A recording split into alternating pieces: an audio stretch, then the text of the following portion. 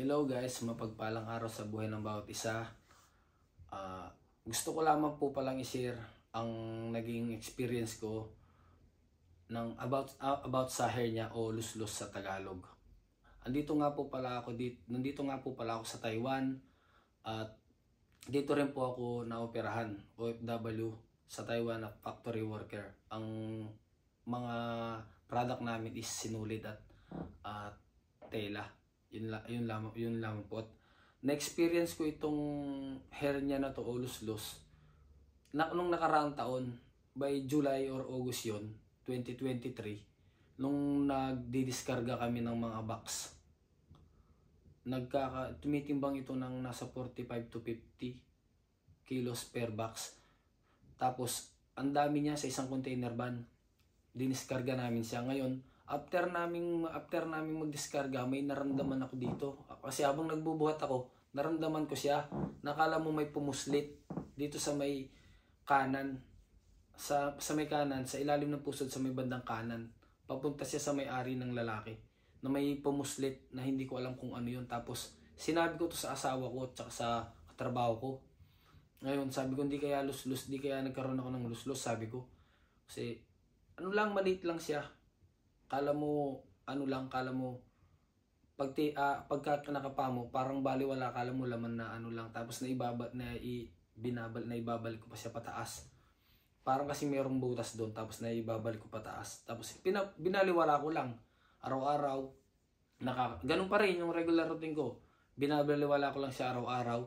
Tapos nakakapaglaro pa ako ng basketball, pag-drive saan nakakapunta. Yun. Hanggang nitong February 2024, nitong February 4, bigla talaga siyang sumakit.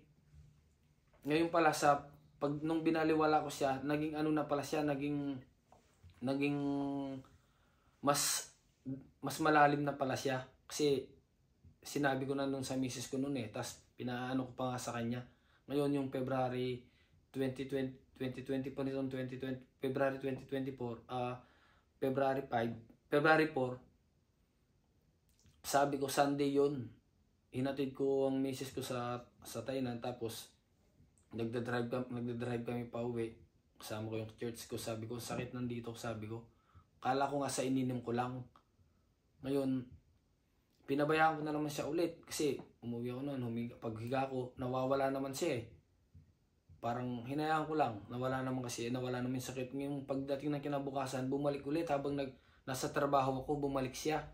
Nagwawalis lang ako, tapos nagpaalam ako sa leader ako na magsi-CR lang ako kasi kala ko busog lang ako kasi kumain ako, tapos kala ko mawawala din siya kagad pag dumumi ako, ganun. Ngayon, pagbalik ko sa leader ko, wala pa rin siya after ko mag-CR. Ang sakit pa rin niya. Yung bigla siyang lumalabas, lumalalo. Ang tigas na niya tigas na yung nakakapako. Dun sa may itlog, papunta sa may itlog namin. Ganun.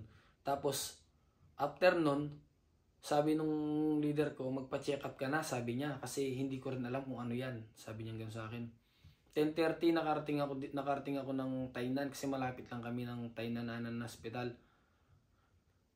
Nakarating ako doon, tapos pagpunta ko sa doktor, pinorward ako sa kabilang doktor. Yun yung mag-oopera na pala sa akin. Kasi sabi nung mag-oopera sa akin, ang case mo ay inguinal hernia. Sabi niya gano'n sa akin. Pinakita niya yun yung bituka na pumuslit. Pumuslit siya papunta sa may-ari ng lalaki nga. Tapos yun yung niya na pinaano pa nga niya sa akin, ibinalik pa nga niya nawala yung sakit, pero pag nakatayo ka, kusa siyang bumababa. Kaya kailangan daw operahan, sabi niya gano'n. Kasi baka merong, di ko maintindihan, baka merong laman. Kasi kusa na siya o lumaki na yung butas. Yun yung yan. Nakuha ito sa pagbubuhat daw. Pag dumi yung pag-ire, yung mga ganun.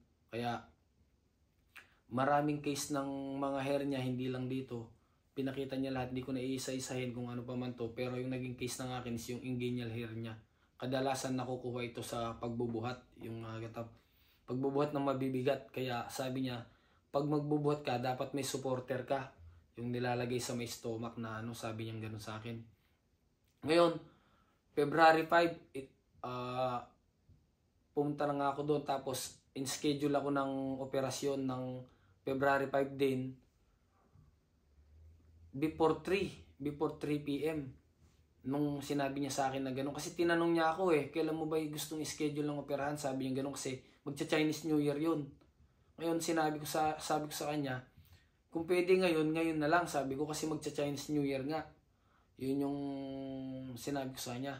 Tapos, tinawag ko kasi, in-schedule nila ako. Tinawagan ko agad yung asawa ko kasi nandito rin siya. Tinawagan ko yung broker ko kasi nga, kailangan merong mag-assist sa akin pag na-operahan ako. Hindi pwedeng ako lang daw. Sabi nilang gano'n. Ngayon yun, pumunta may misis ko dito, tsaka yung broker. Nasikaso nila ako. Tapos, ipinasok ako sa operating room ng before 3. Yun yung naging operasyon ko. Before 3 ng February 5, yung naging operasyon ko, yun yung pinatulog nila ako. Yung may nilagay silang gamot sa aking suwero. Tapos yun, lumabas na ako ng operating room, hindi ako magkakamali sa pagkakita ko sa oras. Mga alas 5 siguro na ng hapon yun. Ginising lang nila ako, tinawag na yung pangalan ko hanggang nagising ako. Yun. Tapos after nun surgery, kahit meron siyang anesthesia, sobrang sakit niya sa may tiyan kasi nandun parang yung di ako makayuko, ay makabangon na ganyan. Babahing lang ako, uubo lang ako. Sobrang sakit na yung nararamdaman ko na ganyan. Tapos binalikan ako ng doktor na nag-opera sa akin kung kamusta yung pakiramdam ko. Sabi ko sobrang sakit niya, sabi kong ganun. Sobrang sakit ng ano niya. Sabi natural lang yan, sabi niya. Tapos yun, kinabukasan, bawal pa ako kumain hanggang alas 10 ng gabi nun. Di ako pinapakain. Nakakain na lang ako noon alas 10 pasado na ng gabi. Tapos yung kinabukasan, nandun pa rin yung sakit niya pero nakukuha ko ng makabangon kahit na masakit. Yun, tapos sinabi ng doktor sa akin ng pangalawang araw ko, February 6, sabi ng doktor, kailangan ko raw maglalakad-lakad. Huwag ko raw siyang ihiga, sabi niya gano'n sa akin kasi baka daw lagnatin ako, sabi niya gano'n. Ngayon, kahit masakit, bumangon ako, naglalakad-lakad ako sa ospital. Yun, tapos si Mrs. may pasok na rin ng pang-umaga siya, kaya kailangan kong gawin ng sarili ko. Tapos yun nga, yung sa pangatlong araw ko, inilabas na ako ng ospital. Sinundo ako ng broker ko. Yun, inayos na. Andun pa rin yung sakit niya pero hindi na katulad nung day 1 ko talaga. Tapos hanggang sa mga sumunod na araw, yung ganun pa rin yung naging experience ko. Tuloy-tuloy pa rin. Tapos sabi ng doktor, araw-araw lang akong maglalakad. Naglalakad pa rin ako kasi nga para sana siguro yung naging operasyon ko. Tapos pwede naman akong kumain kung ano pa yung mga wala naman sinabi sa akin na wala akong bawal kainin. Lahat nila sinabi is pwede ko naman kainin lahat. Pero more on prutas tsaka gulay, sabi nilang gano'n sa akin. Yun, araw-araw naging niya. Tapos ng pangalawang linggo bumalik ako sa doktor kasi bigla akong pinagtrabaho ng company. Tapos yun nga, pangatlong linggo sabi ng doktor sa akin is kailangan ko muna magpahinga, sabi niya gano'n. Tapos tinanggal na niya yung gasa, chinek niya yung okay naman niya, kinapa niya, hindi niya, wala namang naging problema. Tapos pero binigyan pa rin niya ako na wag muna ako magtrabaho, pinagpahinga pa rin niya ako ng 1 linggo. Yun, tapos by petsa, yung mga bandang February 12 ako bumalik February 12, Martes yun, sa ospital. Tapos pinapahinga ulit ako ng 1 linggo. Tapos tuloy-tuloy pa rin siya. Hanggang sabi niya mag-recover ka muna, sabi niya gano'n. Pero maganda ng naman sa'yo, pas-recover yung nangyari sa'yo, sabi niya. Sabing gano'n sa akin. Tapos yun, tinanggal na nga nila yung gasa. Hanggang nakita ko nga yung nila, tas kinapaan yung nilinis ulit. Yun, hanggang di ko na siya nilalagyan ng gasa. Ngayon, pang-apat na, mag-1 buwan na ako sa 5. At sa March 5, 2024, mag-1 buwan na ako. At ngayong Lunes, papasok na ako March 4. At kaya ko naman, sabi naman ng doktor sa akin is, pwede ka nang pumasok. At sabi niya is, dahan-dahan ka lang, sabi niya, buhatin mo lang yung kaya mong buhatin. Sabi niya, yung mga mabibigat, huwag kang magbuhat. Sabi niya gano'n sa akin. Alam mo naman sa sarili mo, yung kung ano yung kaya mo, sabi niya gano'n sa akin. Tapos, more on gano'n pa rin. Pagdating, gano'n pa rin yung gagawin ko. Yung everyday routine ko, sabi niya gano'n sa akin. Tapos, lalong importante maglagay daw ako ng supporter dito sa stomach, sabi niya ganun, para pagka nagbubuhat ako, sabi niya ganun, di na po pwersa, sabi niya ganun sa akin. Tapos ganun pa rin din, nagsa-search din ako sa YouTube kung ano yung iba pang kailangan gawin para sa paano mag-recover sa naging operasyon o nagkaroon ng operasyon about sa hernia. Yun yung nakikita ko about 6 weeks. Sa pagdating ng 6 weeks, dun ka pa lang talaga makakapag-exercise yung mga tulad ng mga pagja-jogging, yung mga ganun. Depende naman talaga yun sa sitwasyon mo kung kaya mo na talaga o hindi. Yun yung ano ko, yun yung nakita ko. Tsaka based on my experience. Tsaka sa mga nagkaroon ng sintomas o sa mga merong mga case ng ganito tulad ng sa akin, kapag ka meron na kayong naramdaman, ipa-check up nyo na kagad o sabihin nyo na kagad, wag nyo siyang itago o kung ano pa man.